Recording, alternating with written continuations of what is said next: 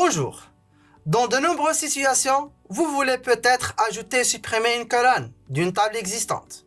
Heureusement, SQLite offre une moyenne simple pour faire ça sans besoin de créer à nouveau une table ou bien la base de données entière. Dans cette vidéo, vous allez voir comment faire ça. Alors pour modifier une table, ça veut dire ajouter ou supprimer d'une colonne. Donc on va utiliser l'instruction alter table. Alors cette instruction-là, ça permet d'effectuer les tâches suivantes. Donc elle permet de renommer une table. Elle permet aussi de créer une nouvelle colonne. Elle permet aussi de renommer une colonne ou bien supprimer une colonne. Alors pour renommer une table, donc il suffit d'utiliser alter table rename to. Donc la syntaxe est simple. Alter table, la table existante, rename to, nouvelle table. Ça veut dire renommer la table existante par nouvelle table. Un exemple, supposons qu'on veut renommer la table employé par salarié. Donc la syntaxe est simple. On va utiliser alter table. Le nom de la table existante, c'est la table employé. Rename to, salarié. Donc une fois la requête exécutée, la table employée est renommée par la table salarié. Alors pour ajouter une colonne, donc on va utiliser add column. Donc la syntaxe est simple, alter table. Donc la table existante, donc ça veut dire on veut ajouter une colonne dans quelle table? Puis add column, espace, colonne définition. Donc la définition d'une colonne.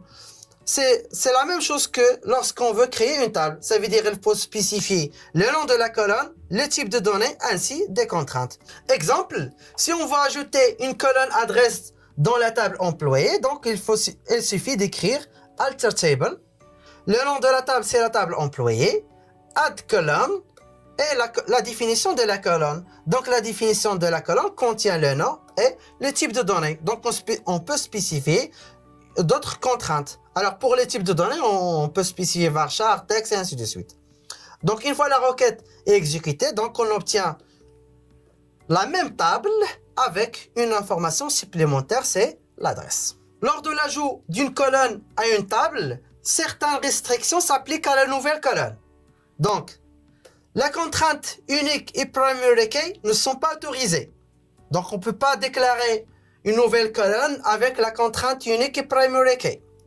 Et aussi, si la nouvelle colonne contient la contrainte not nulle, il faut spécifier des valeurs ou bien il faut spécifier la contrainte default pour les anciens enregistrements.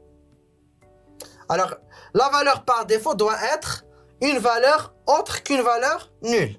Si la nouvelle colonne, c'est une clé étrangère, dans ce cas-là, il faut spécifier une valeur par défaut pour cette colonne. Donc la valeur par défaut utilisée, c'est la valeur nulle pour garder l'état stable de la base de données. Donc garder l'état stable, ça veut dire mettre la valeur nulle dans les données existantes dans la base de données. Pour renommer une colonne, donc on va utiliser rename column.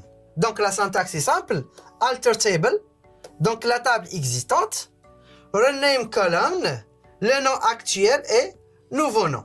Un exemple, si on veut renommer la colonne adresse par ville, donc il suffit d'écrire alter table employé, rename column, espace adresse, to, espace ville. Donc une fois la requête est exécutée, la colonne adresse est renommée par ville. Et bien sûr, les données existantes de la base de données restent les mêmes.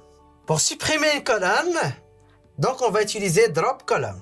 Donc la syntaxe est simple, alter table, la table existante, drop column, espace, le nom de la colonne à supprimer. Exemple, si on veut supprimer la colonne adresse, donc il suffit d'écrire alter table, employé, drop column, espace, adresse.